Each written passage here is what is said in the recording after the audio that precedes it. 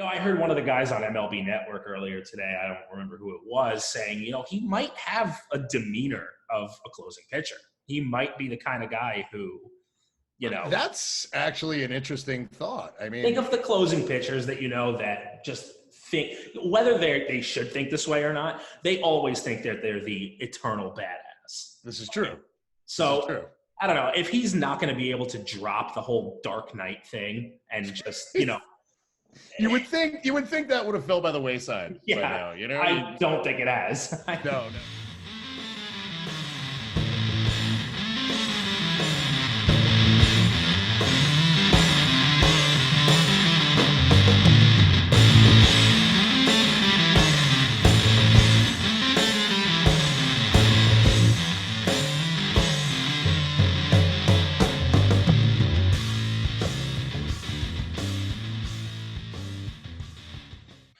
In the beginning, there was baseball. As you notice, everybody, I'm kind of here in space. Not really sure why that's happening today, but it is happening. And hopefully I don't float away.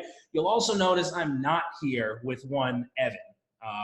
Evan is unfortunately sick today, but luckily I have the greatest baseball mind who is also an underwear model. Well, yeah, the greatest underwear model baseball mind. So I don't know about that. I can't think of any others, so I guess. Well, hey, there you go. Okay. Folks who are listening to 27 Down, I am here with Chris Vitali, or Vitali. He won't tell me how to pronounce it in the way that he prefers, so we're going with Vitali. I like it. Okay, cool. His Twitter handle is just simply @Chris Vitali, Vitali. So nice and simple. How you doing? I'm doing well, man. How you doing? I'm doing well. So why don't you, Evan and I made a big mistake last week. So at the beginning of each episode, we always say like, all right, well, who do you want to shout out this week? Who do you got? And, I'm kind of a grumpy douchebag. And, I have the mindset of, well, we don't have to shout people out all the time. Like, I love our fans and all, but, we made a big mistake. We should have shouted you out, Chris, because you are the newest member of 27 Down. You are a part of the team. So why don't you let everyone know before we get into anything else, what are you going to be helping us with? Evidently, from what you guys have, so what we've talked about is I'll be doing some of the writing for the website and any kind of articles. And if you want me to do a segment, I'm here when you need me. I'm kind of like the guy off the bench right now. I'm going to channel my inner Mike Talkman and try and step up and do a good job. Yeah, you're the next guy up. Yeah, but I'm the next guy up. So in Evan's stead, I'm going to try and, if I can bat around 280, I think I'm all right. We'll take it. Hey, you might end up being the next Geo. So you never know, man. You never know. Like, right off the shit pile, then here I come. Yeah. All right. So, speaking of all of that, speaking of the Yankees in general, my God, the massacre that has their season series against the Orioles. I mean, 17-2. And I'm pretty sure like 16 of those have been in a row. I think it was 15. 15 or 16. Yeah, I think something like that. The Orioles took 2 of 3 in the first series. They won the first 2, and then, everybody was like, okay, everybody needs to get fucking fired, DFA, everybody needs to get the fuck out of here. And then they just ripped off 15 in a row against them, which is what they should have done. And it's, it's what they didn't do last year. Yeah, that's exactly. Yeah. That was a big part of what helped the Red Sox differentiate from the Yankees last year, is just their inability to beat the damn Orioles to death. Yes, and it got to the point this last week, man, where it's like I don't know about you, but I almost started feeling bad for him. Almost. Yeah, almost. For me, it's not really feeling bad. I got a real affection for the Orioles now, man. Like, I did too. Beating on them. I'm gonna miss them. I am too. I mean, like, I almost kind of wanted to see Cameron Maybin go over there and start giving them hugs. Yeah. You would imagine like Glaber should probably write those guys a thank you card or take them out to dinner or something. Man, I said it before and I'll say it again. Glaber owes Gary Thorne a fucking case of really nice scotch, man. I mean, like, he aged that guy another 10 years over this fucking season. It's right. Great. Yeah. Now, I'm not sure how in tune with the advanced analytics you are when it comes to baseball. Okay, well. In tune-ish. How about that? So there's one that I've brought up a few times on this podcast, WRC plus, weighted runs created. So, so it's just a measure of your offensive production. Absolutely. So this year, the Yankees against the Orioles as a team, 145. And if you need a frame of reference, that's Nelson Cruz. Nelson Cruz on the season is at about 145. That's crazy. Crazy. In general, on average, the Yankees 1 through 9 hitters, when they play the Orioles, it's a team of Nelson Cruzes. 9 Nelson Cruzes. That's not bad. I mean, that's all right. I'll take that any day of the week. Any day. The boomstick, baby. Yeah. So it's been pretty good. The Orioles have kind of been the Yankees MVP. And as a matter of fact, later on, I'm going to bring up a little bit of an interesting take when we get to our last segment regarding the Yankees and the Orioles. I don't know if you have anything else you want to say. That's my little love letter to the Orioles right now. I'm going to miss those guys, and I wish the Yankees could play them a little more. I mean, what was it? It was 19 games? Yeah. Yeah, 19 games, 17-2. That's just brutal, man. That's unreal. I know. So I just would like to thank them. Yeah. You know, thank them for being good sports about this whole thing. We'll see you next year, guys. Please don't change. Yeah, never change, Baltimore. Yeah, never change. All right, so why don't we change gears? Sure. Why don't we discuss a little bit about potential MVPs for the end of the season? So who do you got? Who do you think? I mean, in the American League, can it be anybody else but Trout? Thank you. Listen, I was kind of worried. That you were going to come on the show and you and me were going to have an argument, the same argument that Evan and I had about 2 or 3 weeks ago. Well, I mean, look, I understand. I know everybody wants DJ LeMahieu, who's a Yankees fan, and I get it. He's been incredibly valuable to this team. Has he been more valuable than Urshela, though? I'm not positive. Maybe because he moves around a dime and will play pretty much anywhere in the infield. Plus, he provides that bat. He's on base. The runners in scoring position, he's just hitting the crap out of the ball. But, I mean, Trout's just head and shoulders above everybody in the American League. I mean, it's insane what he's doing. And you get a lot of people who will say, and this is the exact argument that Evan and I had a couple of weeks ago, where he thinks that valuable needs to be, you play for a playoff team. I can understand that, but, I mean, would the Yankees still be in first place without DJ? It's quite possible. Probably. I think it's quite possible. Would the Angels still suck without Trout? Sure. But they would suck a lot harder. Yeah. It's just, what is he? He just turned 27. The guy is head and shoulders above anybody in the league. And, it's not like there's not a precedent for a guy on a losing team to win an award. Like last year with DeGrom. 2 years ago with Sten, as the NL MVP. The Marlins were terrible. Yeah. The guy had a hell of a season. He hit something like 289. He played 159 games, like 59 home runs. Yeah. Yeah. I wish that were the case this year, but that's the topic. Play some games. It would be nice to see him on the field. That would be nice. If he were able to get those stats in the 12 games he played, then it would be on a god level page. Yeah. But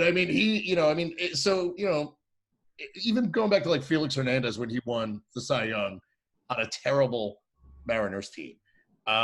It does come down to stats, and you could make an argument that the word valuable needs to be replaced with just, most awesomest player or something. Yeah. How can you be more valuable than the best player in baseball? Exactly. And I understand that completely. I could see it being separated into two separate awards, but I don't think it's going to happen. Yeah, I kind of don't find that very necessary because there's already Offensive Player of the Year and Defensive Player of the Year. Exactly. So, they don't call it that, but the MLB has the awards. You have the award for the best hitter, and they do have the Platinum Glove Award that goes to the best defender. Exactly. So I don't see the real need to make yet another award. No. Why not just, stop? It's just overthinking. People just overthink the name most valuable. And it's like you said before, the Yankees are still in first place without LeMahieu. And as a matter of fact, if you were to look at WAR, he's probably somewhere around 3.5, 4 right now. Which I believe so, yeah. Even if you throw a replacement level player out there, the Yankees only lose 4 games more without him. Whereas the Angels are probably in basement of Major League Baseball. Absolutely. I mean, I'm looking at it now. Trout's got a 7.7 WAR. I mean, are you crazy? That's unbelievable. It's August, dude.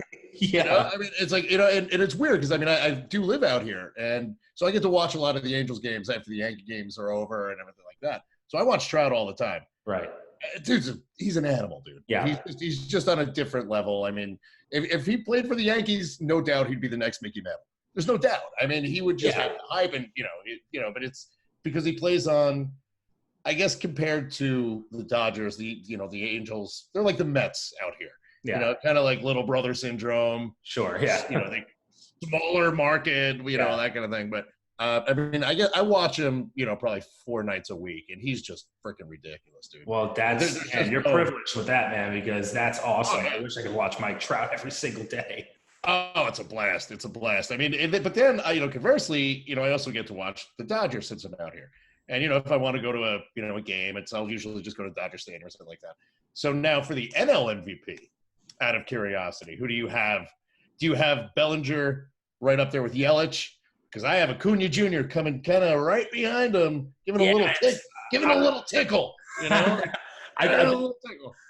think Bellinger's got it. I think it should be Bellinger.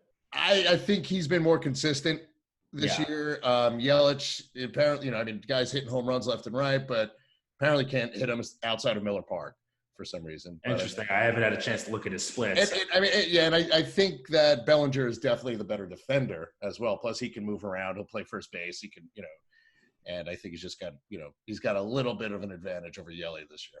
A little bit of versatility. Yeah. But I'll tell you, they're a fun team to watch too, man. I'm going to the 3 games when the Yankees are out here next week. So that's going to be, let's hope it's a little preview of things to come, Man, don't even get me started. I would love nothing more than for Dave Roberts to throw another World Series towards. Yeah, no kidding, man. I mean, I'll sell a lung if I have to get tickets.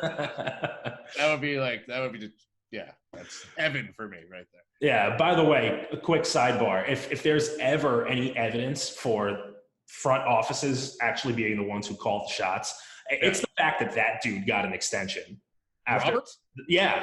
Oh yeah. I mean, any other decade where that happens, where he keeps throwing Ryan Madsen out there, he's toast. Yeah. They can make the argument he did it 2 years in a row. Yeah, I know. They canned Mattingly after a couple bounces out of the playoffs. I mean, and then I guess, the new regime took over, and they'll just, you just kind of hang out there and. Yeah, just do the moves we tell you to do. And eventually our analytics will tell you what to do and win. But, I think that showed up last year in the World Series and even in the NLCS with the Dodgers that, just the way he managed his bullpen and just kind of overdid it. But I don't know. I still miss the old guys in baseball and, look what the Mets did with Phil Regan. All of a sudden he came in and their pitchers remembered how to pitch. The guy's 920 years old. Right. The Joe Torres of the world and exactly. The Charlie Manuels of the world. Charlie Manuels. He's back. Score another one for the old men, dude. Yeah. I'm down. I love it. Maybe, who knows? Maybe it's heading that way. It could very well possibly, just bring in an old guy and just let him sit there and kind of give the analytics guys a little. Yeah. And then he gets fired for not following the rules. So that's the way. Oh, yeah. I mean, the guy's 85 years old anyway. What's the difference? What else is he going to do? He's going to go. He's going to go fishing, or he's going to put on a baseball uniform that's too tight for him, and then he's going to go sit, it's fine. It's a good life. And that reminds me of Bobby Cox, man. Remember Bobby Cox? Oh, God. He was just pissed off all the time. And just ejected from every other baseball game. I know. I mean, I forgot what the number is, but he does have the record for most ejections ever. And that's a thing of pride for Bobby Cox. He loved getting tossed, man. And it was, every few days he's like, I haven't been thrown out of a game for a while. I think I'm going to stir some crap here. Yeah, I don't blame him. Guy was getting older. Why was sit in a dugout with all those guys? Just go sit in the air-conditioned clubhouse, dude. Come on. And then he probably still was giving instructions. Oh, they all do. They all do, man. They get tossed. They just sit in their office and they tell them. There's almost nothing more useless than throwing a manager out of a game. Unless you put him in a taxi and tell him to go home. Exactly. And then you get, the Bobby Valentines of the world that come in with sunglasses and a friggin' fake mustache. And then it's The balls that took was amazing. It's still hysterical, dude. That is still one of the funnier things I've ever seen. It's like that picture, and he's just standing there. Right. His little glasses, his big, like, Magnum PI, Tom Selleck mustache. I wonder if he thought that was going to work, because that's incredible if he did. I want to know who put him up to that. So there's one of those weirdos had to put him up to it, I'm sure. Like, either that, or he just had like his emergency stash of sunglasses and mustache. That's the thing. I mean, really, think about it. He's in, he's in the park. Where the hell does he just have a package of fake mustaches in his drawer? Like, I'm going to need these one day.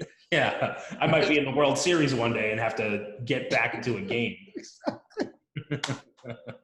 Just like a closet full of, like, just Batman costumes and shit, just so he can kind of. Oh, that's too much. Yeah.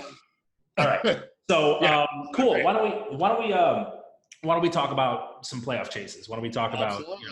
Obviously, you've got your divisions that are locked down. You could say the AL East is done. As good as lockdown. Yeah. Yeah. Pretty much, like, if you're a gambling man, you probably put $2 on any other team to win.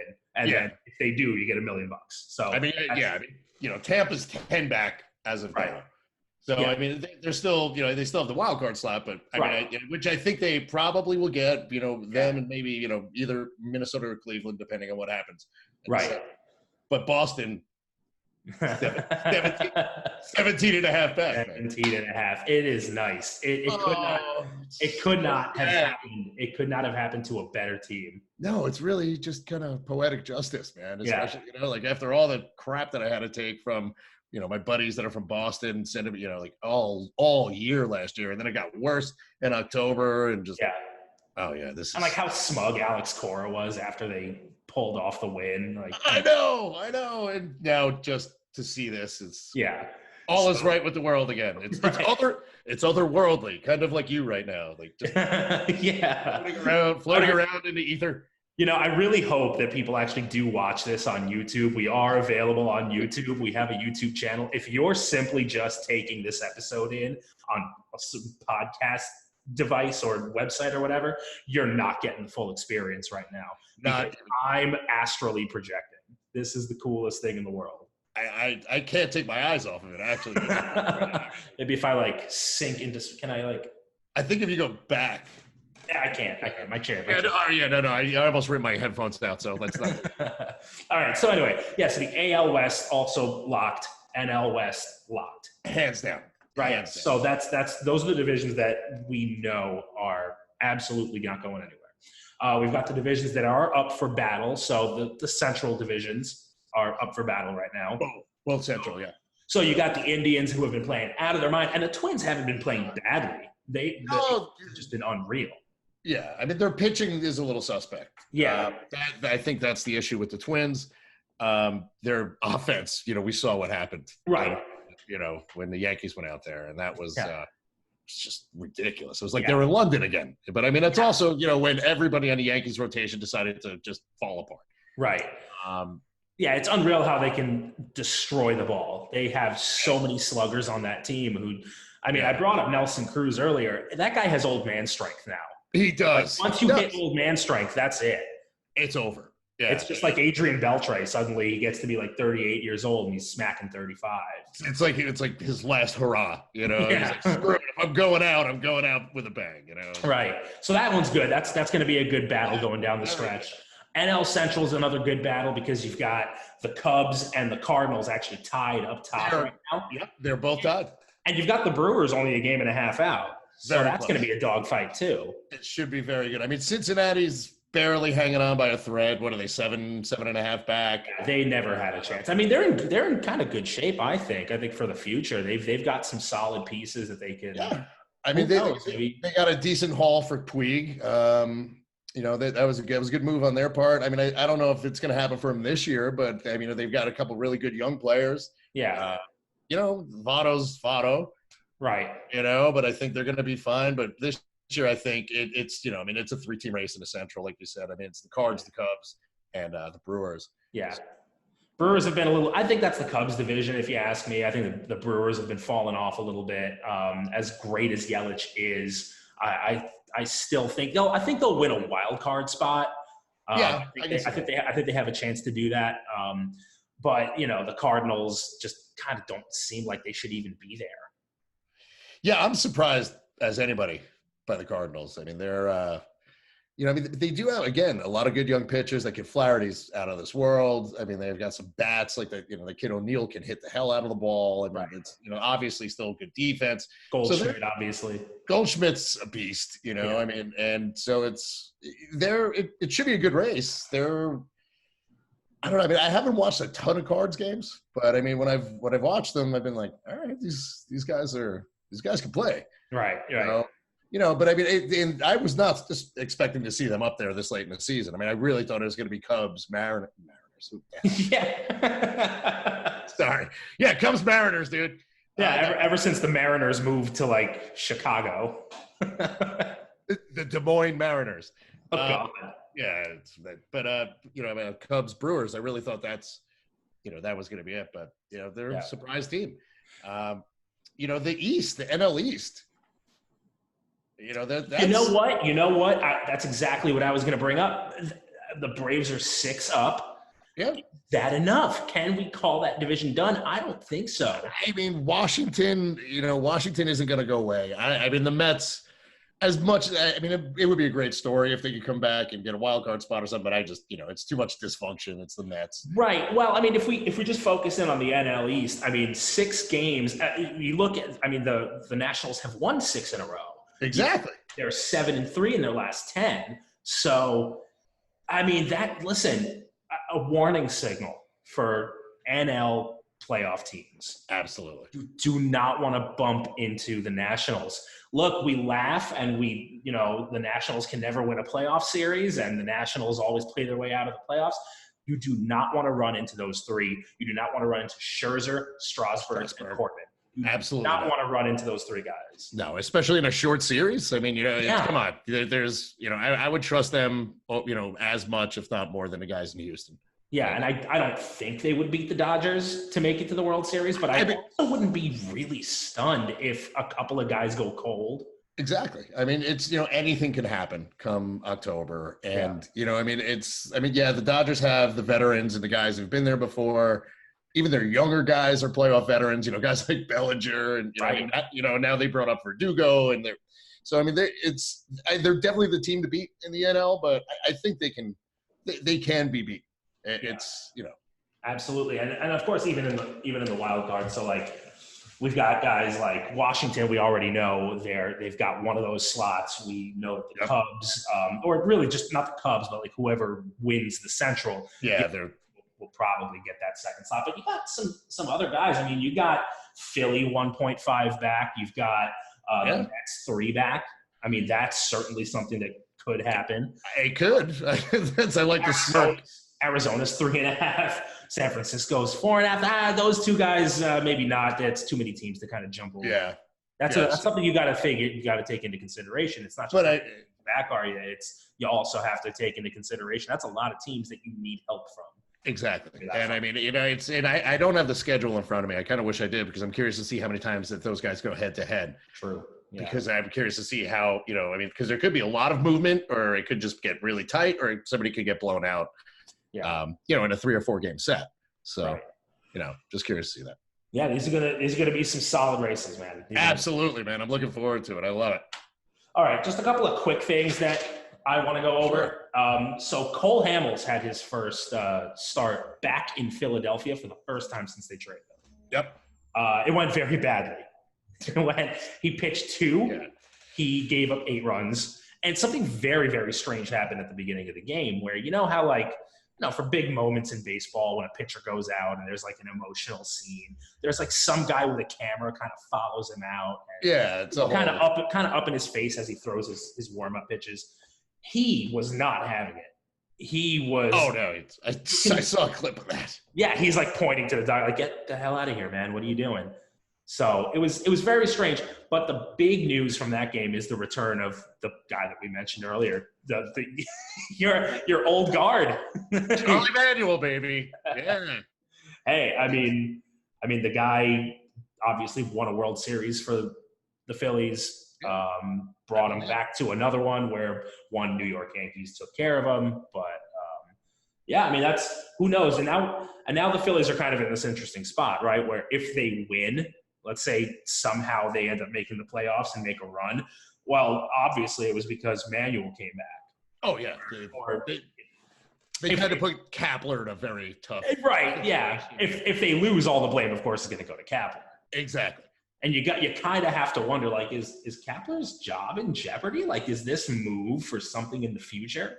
I thought the same thing, but then again, I mean, Charlie Manuel is, what is he, 75? I mean, how much he's like in the future? $1.010 billion. I don't know. Yeah, man. I mean, he's like Yoda. You know, I mean, so it's like, you know, how much of a future how long is he going to be there? Yeah. I mean, he's the winningest manager in Phillies history. Which is insane. Which is crazy because you think of like Connie Mack. I mean, granted that was the Philly Athletics, but you know, whatever the fact. But you know, in Philadelphia history, you know, in the Phillies history, he's a monster. You know, he's a legend. So I don't know how much of it is to placate the fans, where you know they're like the hitting coach was the fall guy, or kind of a wake up call to Kapler, like, well, look, man, your replacement's sitting right next to you. Yeah, it's kind of like in the NFL when there's like a quarterback that's struggling and they bring someone in, like a second stringer who's kind of a veteran all over the place, like one of those journeyman guys. Like, well, you know, we can cut you any moment and have him start instead, right? Yeah, it's kind of like Ryan Fitzpatrick syndrome. Now he's got like, you know, starting jobs all over the place. But yeah, it's true. It's true. Don't say that name to a Jets fan, man. That's not cool. I know. My condolences. Yeah, I mean, he goes from Fitzmagic to Fitztragic in a heartbeat. I know. Week 17, he just has to win one game. That's it. Throws 3 interceptions in Buffalo. Yeah, in Buffalo of all places, too. Yeah. It hurts. Yeah, we also have Matt Harvey. Matt Harvey has a home. Matt Harvey has a home. Hey. He is not in Major League Baseball. I know. It's so it was a minor league deal, right? And minor league deal, the A's signed him. They're going to be trying him out of the bullpen. Well, it's something. I mean, it can't hurt, I guess. I mean, I don't know. Did the Angels paid him, I think, $22 million or something like that for a 1-year deal? It wasn't it, or $15 million or something. I forgot. Something like that. Yeah. It was. Yeah, maybe 12. I'm sorry, I was confusing something. Never mind. It was way too much money than he deserved for Matt Harvey. Either way, like millions too many. Right, a guy who's approximately 4 years removed from any sort of quality relevance in baseball. Yeah. You know, I heard one of the guys on MLB Network earlier today, I don't remember who it was, saying, you know, he might have a demeanor of a closing pitcher. He might be the kind of guy who, you know. That's actually an interesting thought. I mean, think of the closing pitchers that you know that just think, whether they should think this way or not, they always think that they're the eternal badass. This is true. So I don't know if he's not going to be able to drop the whole Dark Knight thing and just, you know. You would think that would have fell by the wayside. Yeah, by now, you know. I don't think it has. No. I think he's still very, very much into it. So maybe he can channel that into success out of the bullpen. You know, I mean, it could work. I mean, it's if he just comes in throwing for 1 inning, you know, max effort, and just, you know, see if he can get his velocity up and do what he used to do, and not try and conserve himself and try and hit spots, you know, for 5 innings. Right. Because that obviously didn't work for him. Yeah. Hey, I mean, the A's are 2 games out of a wild card spot. Who knows? They're right in it too. Maybe the A's take that spot, and maybe we see Matt Harvey pitching in October. That would be something. Like, you would have never thought that would ever happen again. No. Especially not when he signed with the Angels. But sorry, Angels fans. But just some numbers from when he was with the Angels, because I like to laugh at bad pitchers. Bring them on. His ERA 7.09. Ooh. And this is not a tiny little. It's a small sample size of 59.2 innings. It's still a lot of innings pitched. Still should be lower than 7, in case anyone thought that maybe his peripherals might have been solid, that's not a thing, because his strikeouts were just above 5 per 9 innings, and his walks were about 4.5 per 9 innings. Oh, I was just going to ask. Yeah, that's terrible. Insanely bad. That's really, really bad. Yeah. So, there was a young man once by the name of Dellin Betances. Couldn't figure it out, didn't strike guys out, walked too many guys. His motion was kind of weird, and they didn't think he was going to make it. They moved him to the pen. Granted, he was younger. He wasn't where Matt Harvey is now, but you always see it where like a struggling starting pitcher just does so well in the bullpen. Yeah, I mean, geez, look at it happened to Mariano. Yeah, He couldn't start. It just he couldn't get it done, and then it just obviously you know the story. Yeah, it went pretty well for him, but yeah, I mean, I can see him making the transition, and I don't have any ill will against the guy, but I mean, it's just fun to laugh at him. It's absolutely hilarious to laugh at. It's fun to laugh at him because it's always fun to laugh at Mets related stuff. Oh yeah, no doubt about it, man. That's just a blast. I know. All right. So speaking of laughing at people, I figure we'll go over one last thing here. This is something that I kind of did last week. I kind of want to do this every single week because not enough people. Here's the thing about social media, right? Social media is a fun thing, but it gives voices to idiots. I couldn't have said it better myself. Stupid people have never been able to be as heard as they are today. And there was good reason for it, but yes. So here's what I've got. Just like last week, we're going to do our LDS, LCS, and World Series winners of the worst takes that I found on Twitter. This is going to be great.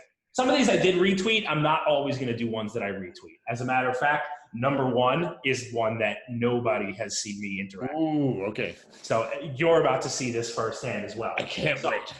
So here we go. Here is our LDS winner. This is from @GiraffeNeckMark.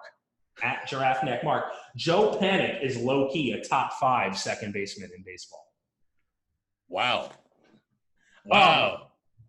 Now, very low-key. I mean, wow. I would like to just, by the way, let everyone know that after I had retweeted that, he came out and was like, "Oh, you clearly don't know what satire is." And look, man, maybe he's being honest. Maybe, sure, he just said that as a joke, and he said that about other people. If you're gonna say something really, really stupid and have it be like low-key stupid, you're gonna have to deal with the consequences of people thinking that you're now stupid. Like, I can't go out on the street and be like, "Hey, everybody, I'm a dumbass." And then they all go, "Well, what a dumbass, get away from me." And then I go, "I got them." just kidding. Yeah, exactly. Showed you. So we're gonna say it's real. This is real. This is a person who thinks that Joe Panic is a top 5 second baseman in all of baseball. Well, that's something. I think that's too low. I think top 1. I think he should go top 1. Just go for the top shelf. Really? I mean, I don't know. I mean, I would say he's interchangeable, top 2. I mean, that's him and Glaber. Yeah. Okay. Cool. Yeah. All right, that's our LDS winner. He's right there, though. Yeah. This is our LDS winner now. This is from his Twitter handle is read as 1UP, but it's 1 with an extra E, up with an extra P. Okay. Ooh, 1 up. Clint Frazier should be playing over Aaron Judge. Get out. Yeah, no. Get out, go away, walk off the face of the earth. No, I mean, look, it's just no. I mean, I know, I know Judge is slumping, and I mean, but he's even just his presence in the lineup. Come on, he gets everyone else gets pitched to differently while he's in the lineup. That's not going to happen with Frazier, right? And you're going to get good defense out of Judge. I mean, he's got that arm. I mean, he's freaking gigantic. I mean, he doesn't have to jump to get a ball, over the fence. Doesn't have a nickname like Red Blunder. Oh, jeez. I know. It's a knee-jerk city here, New York. It is a knee-jerk fan base, and always has been and always will be. But I mean, that's just not right. How are you going to judge like that, man? This guy already forgot Judge's first inning home run last year in the wild card game. Oh God, I know. How dare you? How dare you? All right, ready for the World Series winner? All right, I think I am. I'm going to have a sip of water before this one, and hopefully I don't spit it out all over the damn keyboard. Now, this one's bad, okay? This one's bad. And this is from a verified Twitter user here. Oh, God, okay. They give those checks. Yeah, true. Yeah, they give them out like water. But this is it's not technically a take, but he was going somewhere with what he said. I'm going to pull it right here in front of me so everyone can see the notepad of magic. Oh. It's not even showing up. Look at that. You see that? All right, cool. I'm not reading anything. All right, so this is this is ridiculous. It really is magic. Worst episode ever. At Jared Carabas. Okay. Oh, boy. So Jared_Carabas. Oh, yeah. The Yankees have played the Orioles 19 times this season and are 17-2 against them. The rest of the American League has played the Orioles an average of 6.2 times. Nobody else has played more than 13 games against Baltimore. Excuse me really quickly. All right. So, God, like I said, technically not a take, but you know where he's going with this. Some of the record. There's a lot of insinuation there. Yeah, that's like. So the Yankees' dominance does not matter because they played the Orioles a bunch of times, right? 6 more times than the other guys did. Right. So first of all, what are you making an average of the rest of the American League for? That's the dumbest way to go about doing this because that's basically his way of saying, well, okay, let me take kind of attention away from the fact that the Red Sox have done the same thing, that the Blue Jays have done the same thing, and that the Rays have also played that many games against the Orioles. So there's 3 teams right there who have done the exact same thing. Yeah, I mean, also couldn't do it. I mean, Boston has a series coming up this weekend against Baltimore, so they're going to get their 19 games. That's the thing. That's the thing with the imbalanced schedule now that, I mean, the AL East, they just play each other 19 times. Right. It's just the way it's happened. I mean, Boston, it doesn't matter. Boston is not going to go 17-2 against Baltimore. It's just not going to happen. So don't be hurt by it. Don't be upset by it, Jared. Just calm down and just, take it like a man that you're 17.5 back. Even if the Yankees didn't play them, they only played them 13 times. You're not going to be 14 back. I mean, yeah. And then that's also ignoring the fact that, the Indians and the Twins get to play the Tigers and the Royals 19 times each. Yeah. The Astros get to play the Angels and the Mariners. Yep. Every division has a bottom feeder. Yeah. I mean, it's just, that's the way it is now. Even in the Central, like you said, White Sox, Kansas City, Detroit. Yeah. I mean, there's no wonder that Minnesota and Cleveland are neck and neck at the top. But I mean, it's just the way baseball is now with, teams encouraging tanking and it's weird. I mean, just, these rebuilds and, these teams that are losing 100 games, well, somebody's got to beat them. Don't get upset. It was the Yankees, if the Red Sox were doing their job, we wouldn't be having this conversation. They'd be 2 or 3 games behind the Yankees and then, it'd be a good pennant race. But luckily they could just wait till next year and they can just zip it. There you go. That's our World Series winner. And that's probably the winner of our show too. So listen, Chris, why don't you give them why don't you tell us all your Twitter handle once again so that people on the tweets can give you a nice follow there. Right on. It's just Chris Vitali, Vitali, one word. Perfect. I'm of course CJ in Pinstripes, so give me a follow too. Thank you for listening to 27 Down. And hey, Chris, thank you for being on, man, because I would have been doing this all by myself. Well, thanks for having me, CJ, and I'll be seeing you guys soon. And get well, Evan, man. Don't make me do this all the time. Come on now. Feel better, Evan. This is 27 Down, the perfect podcast for the perfect game. Peace out. Take it easy, guys.